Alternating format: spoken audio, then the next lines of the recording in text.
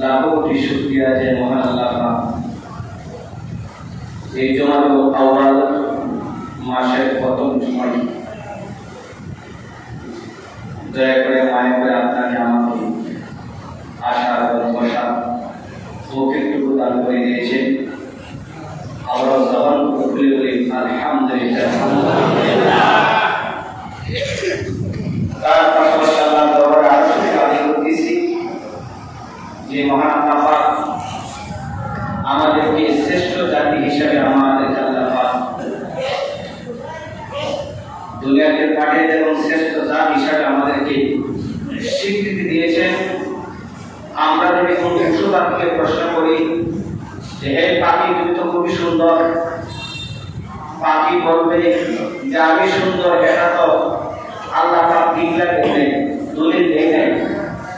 ওইকে আপনি প্রশ্ন করেন ওই তুমি খুব সুন্দর, ওই বলবে যে আমি পশু, কিন্তু আমি যে সুন্দর আল্লাহ পাক কোনো স্বীকৃতি দেয় নাই, কোনো সার্টিফিকেট দেয় নাই। কিন্তু তুমি যে মানুষ, আল্লাহ পাক জবান মুবারকে পবিত্র কোরআন শরীফে বলেছে তুমি শ্রেষ্ঠ জাতি, তুমি সুন্দর। আল্লাহ পাক বলে দিয়েছে খালাকাল ইনসানা ফি আহসানি তাকওয়িম, আমি আমার বান্দাকে, আমি মানুষ জাতিকে সুন্দর আকৃতিতে সৃষ্টি করেছি। আল্লাহু আকবার। আমরা মানুষ হিসেবে দুনিয়াতে আসতে পেরে খুশি না বেজার? এবং এমন একজন নবীর উম্মত হয়েছি যেই হলো সকল নবীগণের নবী। আল্লাহু আকবার। সকল নবীর কালিমা ছিল লা ইলাহা ইল্লাল্লাহ মুহাম্মাদুর রাসূলুল্লাহ। আল্লাহ সাল্লাল্লাহু আলাইহি ওয়াসাল্লামের জন্য কালিমা ছিল লা ইলাহা ইল্লাল্লাহ রাসূলুল্লাহ, কিন্তু আল্লাহ সাল্লাল্লাহু আলাইহি ওয়াসাল্লাম কিন্তু লা ইলাহা ইল্লাল্লাহ মুহাম্মাদুর রাসূলুল্লাহ। আল্লাহু আকবার। সকল পয়গম্বরের কালিমা ছিল আমার রাসূল পাকের পরে।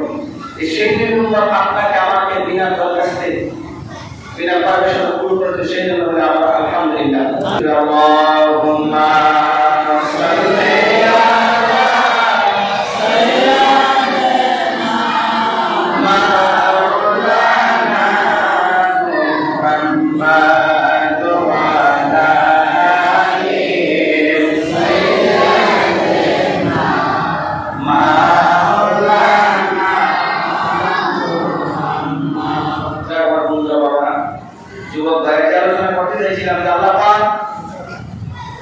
আপনাকে আমাকে শ্রেষ্ঠ জাতি হিসেবে দুনিয়াতে পাঠিয়েছেন।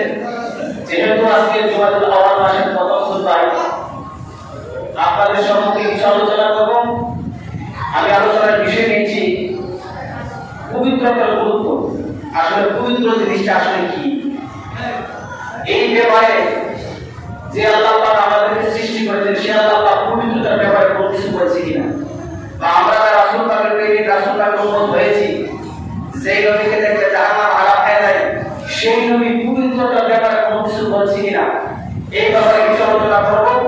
আল্লাহ পাক যাতে আমার জবান থেকে পরিপূর্ণ আলোচনা বের করে এবং আপনাদেরকে সঠিক পথে চলার তৌফিক দান করেন এবং আমাকে যাতে সেই পথে চলার তৌফিক দান করেন, সেজন্য আমিন।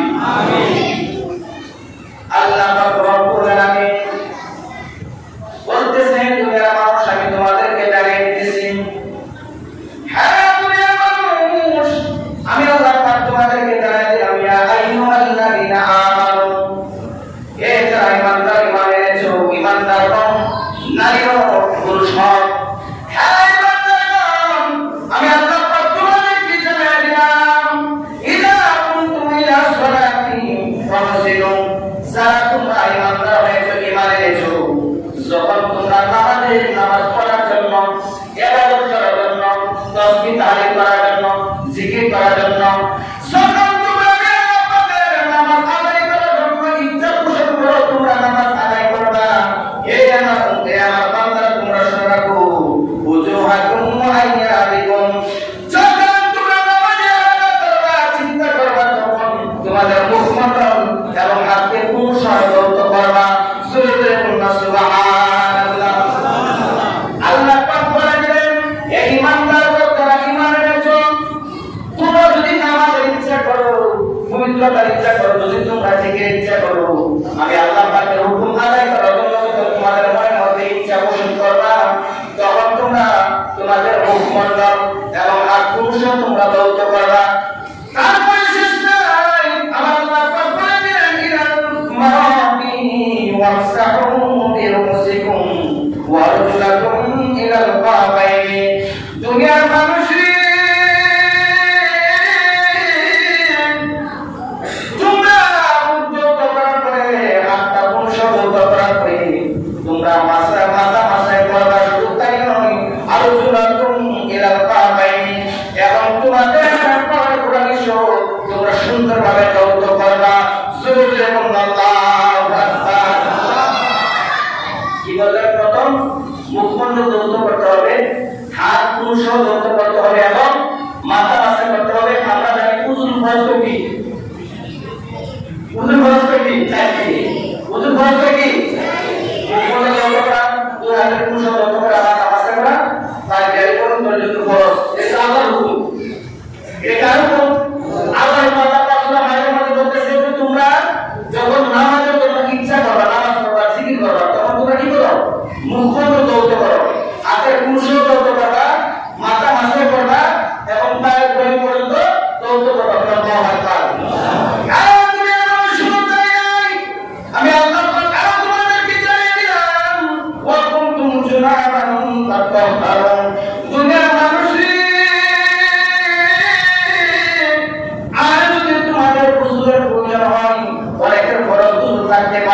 যদি তোমাদের গোসলের প্রয়োজন হয়, তোমাদের শরীরের মধ্যে ময়লা রাখতে পারে, নাপাকি রাখতে পারে, তোমরা যদি গোসলের প্রয়োজন হয় তাহলে তোমরা সুন্দরভাবে গোসলের মাধ্যমে পবিত্র হও। পবিত্র ছাড়া তোমরা আমি আল্লাহ পাকের ইবাদত বندگی করবে না। জোরে জোরে বলুন আল্লাহু আকবার। তাহলে আমাদের পবিত্র হওয়ার দরকার আছে কি নাই? এখন আমরা যারা আছি, যে নামাজের মধ্যে যারা আছি, অনেক তাড়াহুড়া করি। আসলে তাড়াহুড়া করলে অনেক সময় উযু কিন্তু পরিপূর্ণতা হয় না। কারণ কি? আমার উযু করতে গেলে রাসূল সাল্লাল্লাহু আলাইহি ওয়াসাল্লাম বলেছে যে তোমরা এমন ভাবে উযু করো, তোমাদের কষ্ট যদি হয় তাহলে তোমরা সুন্দরভাবে উযু করো। হাতের দুই গুণ পর্যন্ত সুন্দরভাবে তোমরা দৌত করবা, নাকে নরম থাকলে পানি বসালে মুক্ত দৌত করবা, হাতের পুরুষ ভালোভাবে দৌত করবা এবং মাথা মাথা করবা, পায়ের পর্যন্ত দৌত করবা এবং তোমরা ধীরে সঠিকভাবে উযু করবা। এই উযু করার পর যখন তোমরা আল্লাহর ঘরে এসে আল্লাহকে সিজদা দিবা, আল্লাহর হুকুম আদায় করবা, তখন এই নামাজের মধ্যে তৃপ্তি পাইবা, আর এই নামাজের মধ্যে আমিও খুশি, আমার আল্লাহ খুশি হবেন। আল্লাহু আকবার। তাহলে আমাদের পবিত্র হওয়ার দরকার আছে কি নাই? আছে কি নাই? আমাদের অনেক মুরব্বী বাবা আছে, বয়স হয়ে গেছে 60 বছর 70 বছর, কোন নিয়ম ভালোভাবে জানে না। আচ্ছা, 60 বছর 70 বছর হয়ে গেছে, নামাজ আসে না, নামাজ কিভাবে পড়তে হবে সেই সম্পর্কে তার ধারণা নাই, উযু কিভাবে করতে হবে সেই সম্পর্কে জানা নাই। কিন্তু আল্লাহ পাকের যে হুকুম আমরা আদায় আল্লাহ পাক করে দিয়েছেন, সেই ক্ষেত্রে কিন্তু আমাদের অনেকে লক্ষ্য নাই। কথা বলো ঠিক না ঠিক? আল্লাহ পাক বলেন পবিত্র তোমরা সঠিকভাবে হও। এই আয়াতের পরিপ্রেক্ষিতে আমার রাসূল পাক সাল্লাল্লাহু আলাইহি বলে দিলেন, হে আমার উম্মতরা তোমরা শুনে রাখো, ওয়ালা রাসূলুল্লাহি সাল্লাল্লাহু আলাইহি ওয়াসাল্লাম লা তুকবালু সালাতুন বিগাইরি, তোমরা যখন নামাজ পড়ো না কেন তোমাদেরকে আমি রাসূল পাক জানিয়ে দিলাম, তোমরা যতক্ষণ পর্যন্ত পবিত্র না হইবা, পবিত্রতা ব্যতীত তোমাদের নামাজ, তোমাদের সালাত, তোমাদের জিকির, তোমাদের কুরআন তেলাওয়াত আল্লাহর দরবারে কবুল হয় না। শুধু তাই নয়, আরেকটা জিনিস তোমাদেরকে আমি রাসূল পাক জানিয়ে দিতেছেন, তোমরা শুনে রাখো, সুবহানাহু ওয়া তাআলা সাদাকাতুন মিন গুলুম, সাদাকাতুন মানে দান। তোমাদেরকে আমি রাসূল পাক জানিয়ে দিলাম, পবিত্রতা ব্যতীত যেমনিভাবে আল্লাহ পাকের নামাজ কবুল করা হয় না। আর হারাম মাল যত তুমি দান করো না কেন, ওই হারাম মালের দান সদকা আল্লাহর দরবারে কবুল হয় না। জোরে জোরে বলুন আল্লাহু আকবার। হারাম মাল কোনটাকে বলে, হারাম সম্পদ কোনটাকে বলে তা আপনারা ভালোভাবে জানেন, সেদিকে আমরা আলোচনা করার কোনো দরকার নাই। আমার নবী বলেন পবিত্রতা ব্যতীত যেমনিভাবে নামাজ কবুল হয় না। হারাম মালের সম্পদ যত তুমি দান করতে পারো, যত তুমি সদকা দিতে পারো, যত তুমি যাকাত দিতে পারো, আল্লাহর দরবারে কবুল হবে না। বন্ধুরে, হারাম সম্পর্কে আমাদেরকে জানতে হবে, হারাম সম্পর্কে আমাদেরকে জানতে হবে। এই জন্য আমার নবী বলেন, ও আমার সাহাবা, আমি যখন দুনিয়ার দৃষ্টিতে, আমাদের শরীরের দৃষ্টিতে দুনিয়ার মধ্যে থাকবো না, আমি তোমাদের একটা শিক্ষা দিয়ে যাইতেছি। আমার উম্মতরা আল্লাহ পাকের দরবারে কিভাবে অপরাধ ক্ষমা করাবে, কিভাবে আল্লাহর দরবারে সে সম্মানিত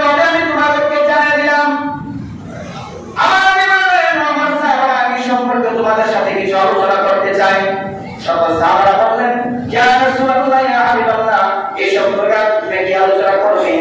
আমার নবী বলেন, হে আমার উম্মতরা, আমার সাহাবারা, তোমরা শোনো, তোমাদের অনেকে অসুস্থ আছো, অনেক শীতের সময় এসে যায়, তোমাদের ওযু করতে কষ্ট হয়, যতই কষ্ট হোক না কেন, আমি নবী তোমাদেরকে জানিয়ে দিলাম, কষ্ট হওয়ার সত্ত্বেও তোমরা ভালোভাবে ওযু করো। জোরে জোরে বলুন আল্লাহু আকবার। কষ্ট হওয়ার সত্ত্বেও তোমরা যতই কষ্ট হোক না কেন, তোমরা সুন্দরভাবে ওযু করো। শুধু তাই নয়, তোমরা অধিক পরিমাণে মসজিদে আসা যাওয়া করো। সুবহানাল্লাহ। আজকে কিন্তু কোনো কাহিনী করতেছি না, কাহিনী তো সবসময় করি। এই মাসটা মাসের যাওয়ার কিছু দরকার আছে কি নাই? আছে কি নাই? অনেক বাবা মারা আছে জুমার দিনে আসে, সব মাসের মধ্যে আসে, শুধু জুমার মধ্যে আসে। আমি কাহিনী অনেক কিছু বলতে পারবো, কিন্তু মাসালার ক্ষেত্রে আমাদের জানার দরকার আছে কি নাই? আমার নবী বললেন, তোমাদের যতই কষ্ট হোক না কেন, তোমরা সঠিকভাবে ভালোভাবে তোমরা ওযু করো এবং অধিক পরিমাণে তোমরা মসজিদে আসা যাওয়া করো। কি করো? মসজিদে আসা যাওয়া করো। শুধু তাই নয়, তোমরা যদি একটা নামাজ আদায় করো, আরেকটা নামাজের জন্য তোমরা অপেক্ষা করো। নামাজ আমরা পড়তে করি, আমার নবী বললেন, তোমরা যদি ফজরের নামাজ আদায় করো, তাহলে জোহরের জন্য তোমরা অপেক্ষা করো। জোহরের নামাজ যদি আদায় করো, আসরের জন্য অপেক্ষা করো। কারণ কি? যখন তোমরা অপেক্ষা করবে, তোমাদেরকে শয়তান কুমন্ত্রণ দিতে পারবে না। কিন্তু আমরা দুনিয়ার মানুষ হয়ে গেছি, আমরা কিভাবে সালাম রহমতুল্লাহ ফিরে যাবো মোবাইল যাব, এই চিন্তা আমাদের মধ্যে থাকে। কোন সময় শাশুড়িকে সালাম, বিভিন্ন রকমের কথা বলবো, বিভিন্ন রকমের আলোচনা করবো, শয়তান সেখানে মধ্যে ঢোকালে। আর আমরা সুপার করেছি, যখন একটা উম্মত একটা নামাজ আদায় করে তখন আরেকটা নামাজের জন্য অপেক্ষা করে, তাকে আমি বলে দিলাম, এটা হলো শত্রুর বিরুদ্ধে ভালো একটা যুদ্ধ ঘোষণা করা, ভালো একটা ভাবে থাকা। সেমনি ভাবে যদি একটা মানুষ সঠিকভাবে নামাজ আদায় করার পরে আরেকটা নামাজের জন্য অপেক্ষা করে, সেখানে শয়তান তাকে ধোঁকা দিতে পারবে না। এবং শয়তান শুধু আমাদের শত্রু না, আমাদের জন্য গাছপালা, বৃক্ষলতা, মাছ, যা কিছু আছে সকল থেকে আমাদের উপরে খেপাই দিয়েছিল। কেন? মাওলানা আলী রাদিয়াল্লাহু তাআলা শয়তান কেমন শত্রু, এখানে বাবা সুপার বলেন, এটা হলো শত্রুর বিরুদ্ধে দৃঢ়ভাবে অবস্থান করা। আপনার আমাদের যদি রাগান্বিত বেশি ভাব আসে, আপনি শত্রুর সাথে যুদ্ধ করে আপনি পারবেন না। কারণ রাগের মাথায় মানুষের চেঞ্জ ঠিক থাকে না। রাগের মাথায় মানুষের চেঞ্জ ঠিক থাকে না। মুদ্রা জিগা এটা কিন্তু বলে দেবে চেঞ্জ ঠিক থাকে। সেই জন্য আমরা সুপার করেছে, শত্রুর সাথে শত্রুর বিরুদ্ধে যুদ্ধ ঘোষণা এইভাবে করো, ঠান্ডা মাথায় তুমি শত্রুর সাথে যদি শত্রুর সাথে যুদ্ধ তুমি করো, তাহলে সেই যুদ্ধের মধ্যে তুমি জয়লাভ করবে। কারণ রাগান্বিত অবস্থায় শয়তান তোমার মধ্যে বল করে, তোমার চেঞ্জ থাকে না, তুমি যুদ্ধের ময়দানে পরাজিত হয়ে যাবে। সেই জন্য ঠান্ডা মাথায় দৃষ্টিভাবে তুমি শত্রুর সাথে যুদ্ধ করবে না। শয়তান আমাদের প্রকাশ্য শত্রু না, গোপনে শত্রু। প্রকাশ্য গোপনে মাওলানা আলী রাদিয়াল্লাহু তাআলা প্রশ্ন করলেন, হুজুর আপনার তো আমার রাসূল পাকের জামাতা এবং বেলায়েতের সম্রাট, হুজুর আপনার কাছে একটা মাসালা জানতে চাই। কি মাসালা? যে হুজুর আমরা তো জানি যে কোনো পশু পাখি একটা শব্দ করে, যেমন পাখি শব্দ করতে পারে, পশু শব্দ করতে পারে। আপনার কাছে জানতে চাই হুজুর, মাছ কোন শব্দ করে না কেন, মাছের জবাব কেন বন্ধ, আমি এটা করে জানতে চাই। হযরত মাওলানা আলী বলে গেলেন, তুমি আমাকে প্রশ্ন করেছো, এই মাছের জবাব কেন বন্ধ, মাছ কেন কথা বলে না? কোন একটা শব্দ করতে পারে, তার শব্দটা আমরা শুনি। ওই একটা শব্দ করতে পারে আমরা শুনি, কুমির একটা শব্দ করতে পারে আমরা শুনি, একটা পাখি যদি শব্দ করে সেটা আমরা শুনি, মাছের কেন আমরা শব্দ শুনি না? যুবক করে ওজুর তোমার কাছে আমি জানতে চাই, তুমি শয়তান সম্বন্ধে তোমার কি ধারণা, তুমি শয়তানকে চিনো কিনা? এই যুবক বলে, হুজুর এই শয়তান আমাদের প্রকাশ্য শত্রু, এই শয়তানের কারণে আমরা জিনার মধ্যে, খারাপ কাজের মধ্যে লিপ্ত হয়ে যাই, চুরির মধ্যে লিপ্ত হয়ে যাই। এই শয়তানের কারণে আমরা মিথ্যা কথা বলি। হুজুর শয়তান সম্পর্কে আমার অনেক কারণ আছে, তার সম্পর্কে অনেক কিছু জানি। মাওলানা আলী ডাকতে বলে, যুবক রে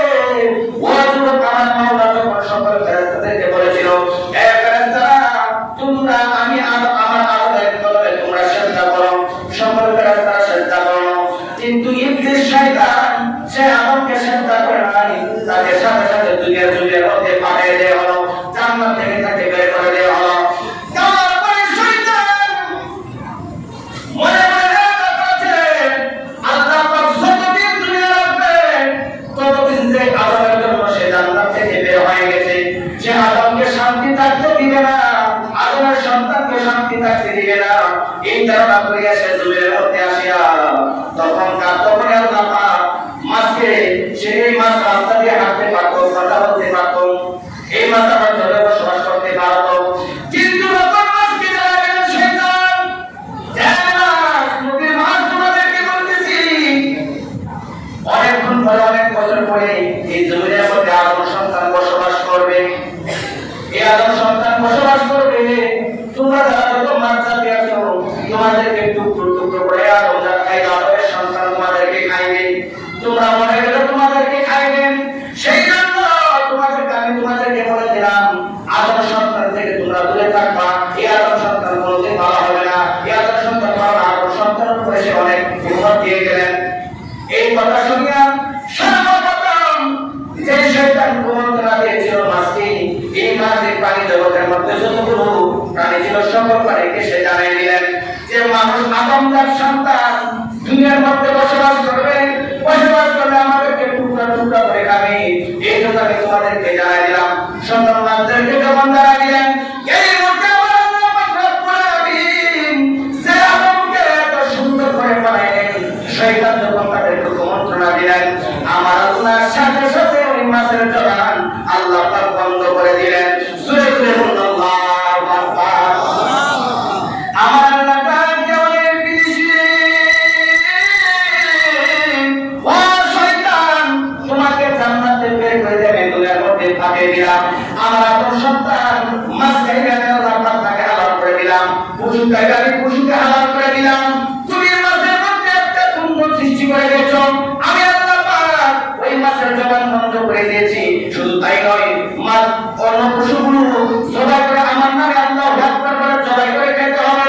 কিন্তু মাছকে যখন তুমি কুমন্ত্রণা দিয়েছো, আর মাছ যখন তোমরা কুমন্ত্রণার সঙ্গে খেলেছি, আমি আল্লাহ পাক ঘোষণা করে দিলাম মাছকে জিন্দাও খাইতে পারবে, মরে গেলেও খাইতে পারবে, পচে গেলেও খাইতে পারবে। আমি আল্লাহ পাক ঘোষণা করে দিলাম মাছ খাইলে আমার নাম শুধু আমার নামে জবাই খাইতে হবে না, যখন ইচ্ছা তখন আমার আদম সন্তান ওই মাছগুলো খাইতে পারবে। জোরে জোরে বলুন আল্লাহু আকবার। এখন মাছ আমরা যেটা খাইতে পারি, মাছ খাইতে গেলে বেশি না বলি মরে গেলে খাইনি, আর বুঝতে লাগা ওই তুলে গেল মাছ থেকে তো উল্টি দাও বেশি বেশি নি বেশি না। আল্লাহ পাক বলে দিলেন, তুমি যখন কুমন্ত্রণা শয়তানের কুমন্ত্রণা শুরু করেছো, আমি আল্লাহ পাক জানাই দিলাম আমি আদমটা কুশল করে আমি বানিয়েছি। যখন তাদের খাবার ইচ্ছা হবে, জিন্দা থাকো, মরে থাকো, আমার নাম বলে জমা করতে হবে না। যখন ইচ্ছা তখন মাছ দিয়ে খাইতে পারবে। আমি আল্লাহ পাক আদমটাকে সেই ঘোষণা করে দিলাম। তাহলে আল্লাহ পাক আমাদেরকে শ্রেষ্ঠ জাত বানিয়েছে, কথা বলছি ঠিক রেখে। সেই জন্য আমার নবী বলেন, তোমরা বেশি বেশি মসজিদের মধ্যে অগ্রসর হয়ে যাইবা। এবং শুধু তাই নয়, এক নামাজ আদায় করে আরেক নামাজের তোমরা চিন্তা করবা। বন্ধুরে, ও আমার দুনিয়ার মানুষেরা, যুবক ভাইরা, তোমাদেরকে বলে যাই, শুধু তাই নয়, শুধু তাই নয়, আমার নবী আরেকটা হাদিস বলেন, যখন কোনো উম্মত, যখন কোনো আশিক, যখন আল্লাহ পাকের প্রিয় বান্দা ওযু করিয়া, ওযু সমাপ্ত, ওযু শেষ করে ফেলেছে, ওই উম্মতটা যদি ওযু শেষ করে যদি আকাশের দিকে তাকায়, সাধু আঙ্গুলটা দিয়ে বলে, আশহাদু আল্লা ইলাহা ইল্লাল্লাহু ওয়াহদাহু লা শারীকা লাহু ওয়া আশহাদু আন্না মুহাম্মাদান আবদুহু ওয়া রাসূলুহু সাল্লাল্লাহু তাআলা আলাইহি ওয়াসাল্লাম। আমার নবী বলেন, জগতের মানুষই তুমি নামাজের জন্য ওযু করো, কোরআন তেলাওয়াতের জন্য ওযু করো, জিজ্ঞাসা করার জন্য তুমি ওযু করো, তুমি কোনো কিছু আদায় করো না, কিন্তু তুমি শরীর পবিত্র থাকার জন্য ওযু করো। ওযু সমাপ্ত হলে যখন আকাশের দিকে তাকায় তুমি শাহাদাত আঙ্গুল দিয়ে যখন কালিমা শাহাদাত আদায় করবা। আমি রাসূল পাক তোমাদেরকে জানাই দিলাম, আমার আল্লাহ বলে দিলেন ওই বান্দার জন্য 8টা জান্নাতের দরজা খুলে দেওয়া হয়। শুধু তাই নয়, ওই বান্দা যে জান্নাতের দরজায় ঢুকতে চায়, আমি আল্লাহ পাক তাকে কোনো বাধা দিব না। যে জান্নাতের দরজায় ঢুকতে চায়, আমি আল্লাহ ওই বান্দাকে সেই জান্নাতের দরজায় ঢুকাই দিব। জোরে জোরে বলুন আল্লাহু আকবার। ইয়া রাসূলুল্লাহ,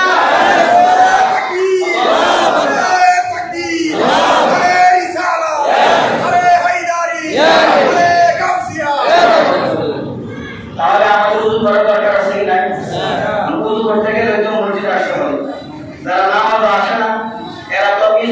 ভালো না, ইহার পাবে না। যারা নামাজে আসে কোরআন তেলাওয়াত করে, আমার অনেক মুসলিম দেখি ইনশাআল্লাহ ভালো করে কোরআন তেলাওয়াত খুব ভালো লাগে। আর কোরআন তেলাওয়াত করা আল্লাহ পাকের কাছে সবচেয়ে পছন্দনীয়।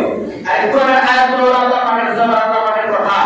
আর হাদিসগুলো হলো আমার রাসূল পাকের জবান বলে কথা। একটা আপনি খেয়াল রাখবেন যে আমার নবী যত কোনো কথা দুনিয়ার মধ্যে বলে গেছেন, আমার নবী কোনো নিজ থেকে কোনো কথা বলে নাই। হাদিসগুলো কিন্তু আল্লাহ পাকের কথা। কথা বুঝেনি? বুঝেনি কথা? আমার রাসূল পাক যেগুলো বলে গেছেন এইগুলো কিন্তু আল্লাহ পাকের কথা। আল্লাহ পাক বলেছেন, বন্ধু তুমি প্রকাশ করো, তোমার জবানটা তুমি প্রকাশ করো। আমার নবী রাসূল পাকের জবান মোবারক দিয়ে কথা প্রকাশ করলেন, যে বোঝা গেল হাদিসগুলো আল্লাহ পাকের জবান মোবারকের কথা। হাদিসের কুরসিগুলো এগুলো আল্লাহ এবং আল্লাহ রাসূলের মধ্যে যে কথাগুলো আছে সেগুলো তো হাদিসের কুরসি। এই হাদিসের কুরসি হলো আল্লাহ পাকের জবান মোবারকের কথা, আমার রাসূল পাকের কথা। এখানে বোঝা গেল যেই ব্যক্তি নামাজ আদায় করতে যায় অবশ্যই তাকে সর্বপ্রথম পবিত্রতা অর্জন করতে হবে। কথা বলুন ঠিক দেবে যে এখন আপনি উযু করবেন, উযু করার পরে আপনি কোনো কিছু খাইতে পারেন না। আমার রাসূল পাক জানেন যে মানুষ লাভ ছাড়া সামনে দিকে অগ্রসর হয় না। এইজন্য আমার রাসূল পাক বলেন, তোমার যখন উযু শেষ হয়ে যাবে তুমি শাহাদাত আদায় করবা। আদায় করলে কি হবে? জান্নাতের 8টা দরজা খুলে দেওয়া হবে। তুমি যা পছন্দ করো সেই দরজা দিয়ে তুমি প্রবেশ করতে পারবে। আল্লাহু আকবার। আমরা জান্নাতে যাইতে চাই কি চাই না? কে কে চাই না? সবাই তো জান্নাতে আশা করে। সবাই কি করে? জান্নাতে আশা করে, কিন্তু জান্নাতে কর্ম করে না। জান্নাতে কর্ম করে না। এই জান্নাতের কর্মটা কাকিমা যারা বানাইতেছে, মুর্শিদ আলী বানাইতেছে, ইসলামে কিন্তু মুস্তালে গো যারা বানাবে। এখন যদি এই জানার মধ্যে জানা না হয়, আল্লাহ পাকে জানা না দেয়, মুরিদ জানা না দেয়, আমরা যে হাজার বড় চেষ্টা করি কবুল হবে? আল্লাহ পাক যদি না দেয়, আমরা যত চেষ্টা করি না কেন এই মুরিদ কাছের মধ্যে মুরিদ ধরবে না। তার মধ্যে যারা আসবে, কারণ আল্লাহ পাক আমাদেরকে রিজিক দিয়েছেন। এই জন্য আল্লাহ পাক বলছে, হে বান্দারা তোমরা আমার কাছে যাও, লোকজন আমাকে গালাগালি করো, আমার প্রতি রাগান্বিত হও, কিন্তু আমি আল্লাহ তো রাগান্বিত হই না। তোমাদের মতো আমার মাথা বলো না। আমি জানি আমার বান্দা যতই পাপ করতে গেলে একদিন হলে তো আমার কাছে আল্লাহ বড় অপরাধ করেছে, বাবা তুমি মাফ করে দাও। কিন্তু তুমি এই কথা বলো না, তোমার যত মধ্যে পানি এসে যাবে, আমি আল্লাহ সবগুলো বান্দা পাইছি, লক্ষবার তুমি আমার কাছে একবারে লক্ষবার পাপ করতে পারো, কোটিবার পাপ করতে পারো, আমি আল্লাহ পাক তোমার প্রতি রাগান্বিত হয় না। আমি জানি একদিন না একদিন তোমরা আমার কাছে আসতে। আমরা আল্লাহ পাকের কাছে যাবো কিনা? যাবো কিনা? একটা কথা আপনাদেরকে বলে আলোচনা শেষ করে ফেলবো। অনেকে মনে হয় ঘটনা জানেন, অনেকে জানেন না। আমরা জানি মউত এক জিনিস, হায়াত এক জিনিস। মউত এক জিনিস, হায়াত এক জিনিস। মউত হলো একটা দেহ থেকে একটা দেহ 120 দিনে তৈরি হয়। মানুষের খেয়াল করবেন, মানুষের দেহটা 120 দিনে তৈরি হওয়ার পরে যখন এই দেহের মধ্যে রূহ দেয় তখন এটা হয়ে যায় হায়াত। কথা বুঝেনি? তখন এটা হয়ে যায় হায়াত। আর এই দেহ থেকে যখন রূহটা বের হয়ে যায় এটাকে বলা হয় মউত। এটা কি বলা হয়? মউত। কিন্তু মউত হলো দুনিয়া থেকে চলে গেলে মউত থেকে জায়গা স্টেপ বাই স্টেপ পরিবর্তন। আদম সন্তান যখন মারা যায়, যখন তাকে কবরস্থ করা হয় তখন কিন্তু সে আদম সন্তানকে আবার চিন্তা করা হয়, হয় কিনা? ওই হওয়ার পরে তাকে প্রশ্ন করা হয়, বিভিন্ন সওয়াল করা হয়। কিন্তু মউত একদিন মরে যাবে। মউত নামে যে শব্দটা মরে যাবে। আমরা রাসূল পাককে প্রশ্ন করেছিল, ইয়া রাসূলুল্লাহ আল্লাহ, আপনার কাছে একটা জিনিস জানতে চাই, কি জিনিস? যে হুজুর মউতের কোন আকৃতি আছে কিনা, বা হায়াতের কোন আকৃতি আছে কিনা? আসলে আমরা কি হায়াত দেখি? আমরা নিঃশ্বাস পাই, কথা বলে কথা বলবো হায়াত। আমার রাসূল পাক বলেন মউত হলো দুরা কাটা ছাগলের মতো। সুবহানাল্লাহ। আমার মনে হয় এই কথা আপনারা শুনছেন, মনে হয় না? আমার রাসূল পাক বলেন মউত হলো দুরা কাটা একটা ভুক্তি ছাগলের মতো, আর হায়াত হলো একটা তেজস্ব ঘোড়ার মতো। তখন সাহাবারা প্রশ্ন করেন, ইয়া রাসূলুল্লাহ হাবিবাল্লাহ, দুরা কাটা মউত মানে মউত থেকে আরো মউত হবে?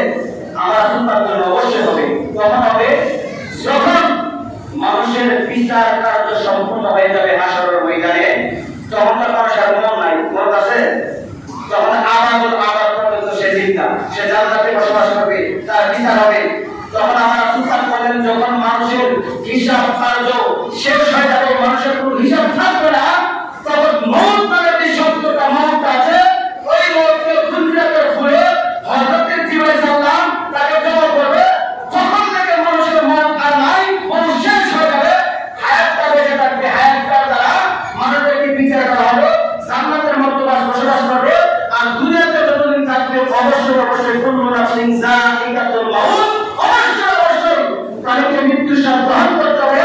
হাসরের ময়দানের মধ্যে তার কোনো মৃত্যু নাই।